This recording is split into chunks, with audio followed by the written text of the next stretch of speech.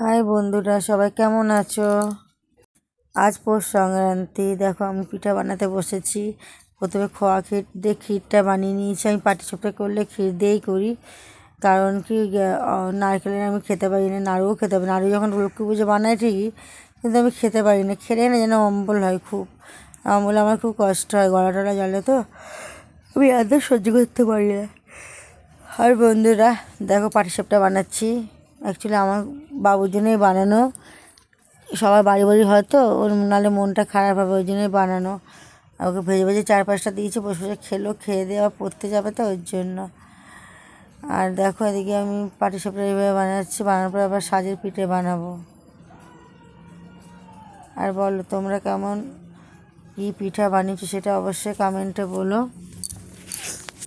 আমি তো প্রত্যেকবারেই বানাই, তো ভাবনা চলো এবার একটু ভিডিও করি পিঠে বানানো। দেখো বাবুকে বেড়ে দিলাম, বাবু ওটা খাচ্ছে বসে বসে, কেন খেয়ে পড়তে যাবে, তখনও বললাম, এর আগেও বলেছি। আর আমার সত্যি কথা বলতে পিঠে জিনিসটা কার না ভালো লাগে, কার না ভালো লাগে, সবার ভালো লাগে। এমন কেউ নেই যে পিঠে জিনিসটা, পায়েস জিনিসটা পছন্দ করে না। কেউ কখনো বলবে না যে আমি পছন্দ করি না। সবাই মোটামুটি ভালোই বাসে। আর এটা তো আমাদের একটা নিয়মের মধ্যেও পড়ে, পৌষ সংক্রান্তি পিঠে বানানো, সেই কারণে বানাচ্ছি। হ্যাঁ দেখো আমি পাটিসাপটা বসেছি, স্টোভে বানাচ্ছি, কারণ কি স্টোভে করলে ভালো আস্তে আস্তে হয়। আর বেশি গ্যাসে করলে কি পুড়ে যাওয়ার ভয়টা থাকে, অনেক আগুনটা ওঠে না এর জন্য। আর আবার সত্যি কথা বলতে আগের দিন আমার পা এত ব্যথা হয়েছে, পা ব্যথা করছে, আমি না বেশিক্ষণ পা গুটিয়ে বসতে পারি না। দেখো একটা পা লম্বা করেই বসেছি, মানে আমার দু হাঁটুতে খুব সমস্যা, তাই জন্য পা গুটিয়ে বসলেই না খুব ব্যথা হয়। আগের দিনকে তোমাদের এর আগে ব্লগে তো ছেড়েছি, হ্যাপি ভ্যালি পার্কে গিয়েছিলাম, যাওয়ার পর তোমার ব্লগগুলো ছেড়েছি, বন্ধুরা অবশ্যই দেখো। আর ওর জন্য একটু রেস্ট পাইনি, পরের দিনকে আবার সেই সকালে উঠে কাজে যাওয়া, কাজকর্ম করা, ওর জন্য। আর বাবু দেখো ওখানে বসে বসে খেয়েই যাচ্ছে, ও এত ভালো লেগেছে, বলে মা খুব সুন্দর হয়েছে বলছিল। ও একটু ক্ষীর দিয়েই করলে ভালো খায়। আর আমি এদিক দিয়ে ভেজে যাচ্ছি। তারপর দাদা ভাইও এসছে, ওকে বললাম যে আমার পা হাত খুব ব্যথা করছে, কিন্তু পাটা লম্বা করে নিয়ে করছিলাম কাজ।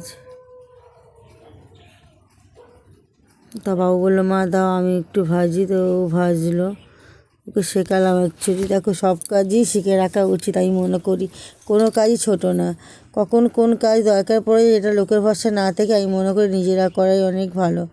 তো ওই জন্য বাবুকে মোটামুটি সবই করতে শেখাচ্ছি, ভাত করতে জানে, ম্যাগি, পাস্তা, ডিম অমলেট, সব কিছুই জানে। আর দেখো আমি এদিকে পিঠাটা প্রায় রেডি। দেখো কেমন লাগলো পিঠাটা দেখতে, গুড় দিয়ে বানিয়েছি সম্পূর্ণ।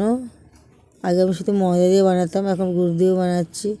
তারপর এখনও বাকি সাজের পিঠে। দেখো তো আমার সাজের পিঠে করতে অনেকটা টাইম লাগে, অনেকক্ষণ ধরে করছি। আর আমার দু পা মানে যন্ত্রণা, এত ব্যথা হচ্ছে যে পা গুটির থেকেও কিছু হচ্ছে না, ব্যথা উঠে গেছে পায়ে। তো তোমার দাদা বললো দাও আমি কটা ভাজি, তা ও কটা ভাজতে শুরু করলো, আমি পাশে বসে বলে বলে দিচ্ছিলাম।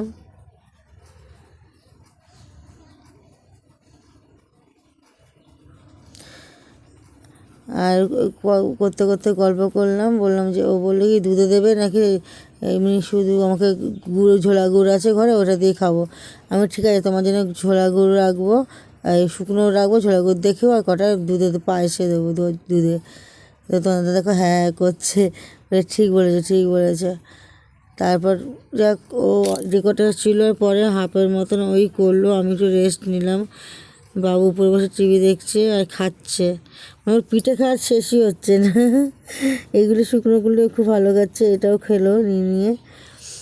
আর তোমার দাদা করছে। আর কারা কারা এরকম পিঠে পায়েস বানিয়েছে অবশ্যই বলো কেমন লাগলো,